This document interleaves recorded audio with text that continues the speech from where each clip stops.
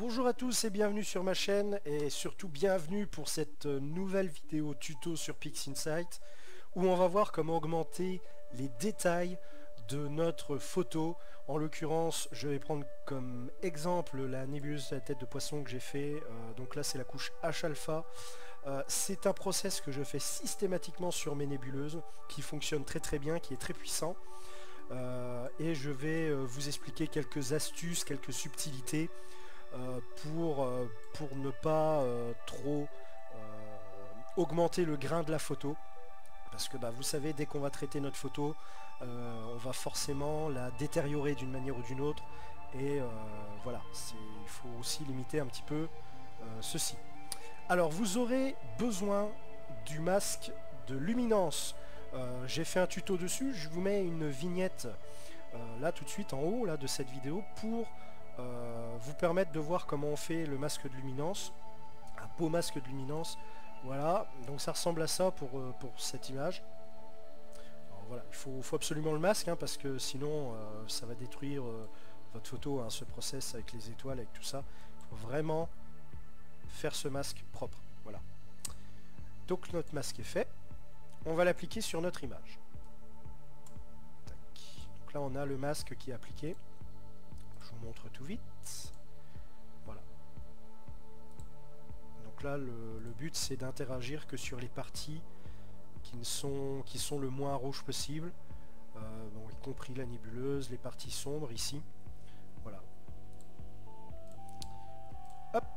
Alors on va ouvrir le HDR Multiscale Transform, parce qu'il s'agit du process qu'on va utiliser. Il n'y en a qu'un. C'est assez simple à utiliser. Vous allez, quand vous l'ouvrez en fait, directement, eh ben, les paramètres correspondent bien, on va dire, pour commencer le process. Alors je vais faire des previews sur la partie là. Voilà, ici. Je vais en faire 3. Alors là, quand vous ouvrez HDR Multiscale Transform, 5, normalement vous avez 5, 1, ça 0, l'overdrive on va pas l'utiliser parce que si vous jouez là-dessus ça va assombrir votre image notamment. Donc de-rigging on va pas l'utiliser, on a notre masque, il n'y aura pas forcément besoin de l'utiliser. Hein. Allez, on va commencer avec 5, 1, je vous montre ce que ça donne des très bons résultats directs. Tac, ça va assez vite du coup. Et voilà la différence, voilà ce qu'on gagne en détail. Alors, vous voyez les parties sombres ici sont très bien révélées, les contours, on a des très beaux contrastes. Donc ça c'est très bien. Cependant si vous voulez, vous voyez que les parties sombres ici, parties claires, sont très atténuées du coup. Si vous voulez garder un petit peu de détail dans les parties claires, il faudra augmenter ici 7, 8, peut-être 9, ça m'est arrivé une fois de le faire. 8 c'est un très bon compromis. Je vous montre un petit peu ce que c'est quand on va à 8. Voilà, donc là on va révéler un peu plus les parties sombres. On va toucher un peu moins aux parties on va dire médium. Là, on voit ces parties là, on les voit un peu moins que là. Par contre ici, on a les contrastes qui sont révélés. Voilà. Vous voyez là un peu moins. Donc faut trouver votre compromis. Alors ce qui est intéressant c'est de mélanger les deux avec un petit pixel mat.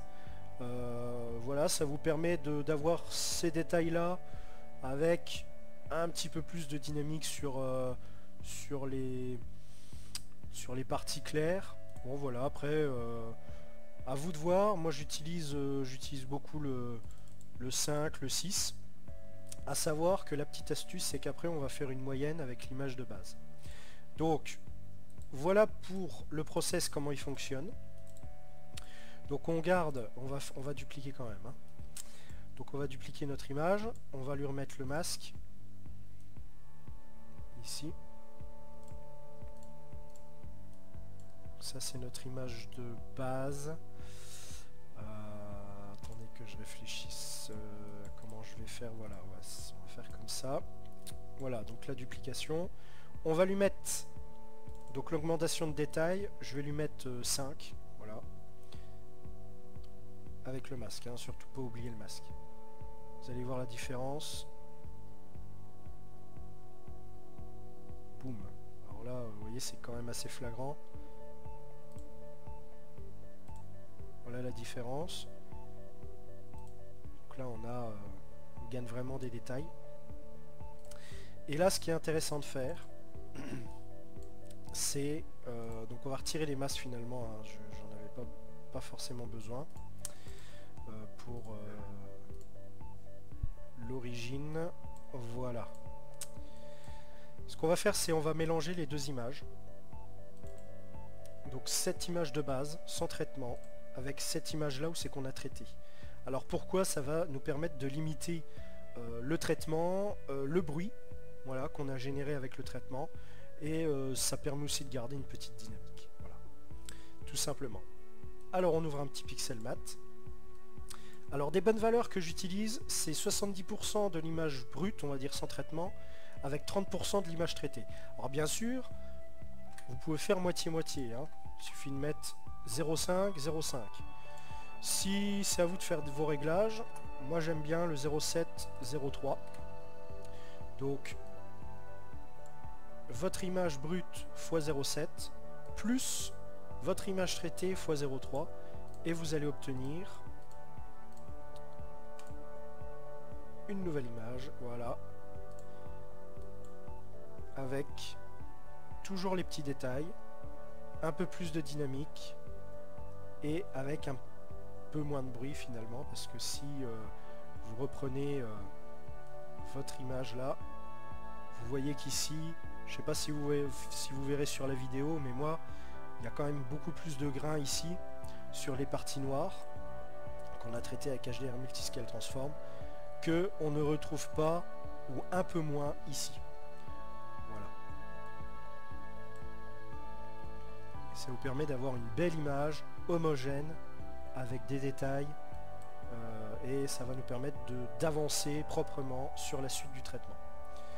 Alors la vidéo s'arrête ici, donc j'espère qu'elle vous sera utile, en tout cas. Pour moi je l'utilise systématiquement, comme je vous ai dit, sur les nébuleuses.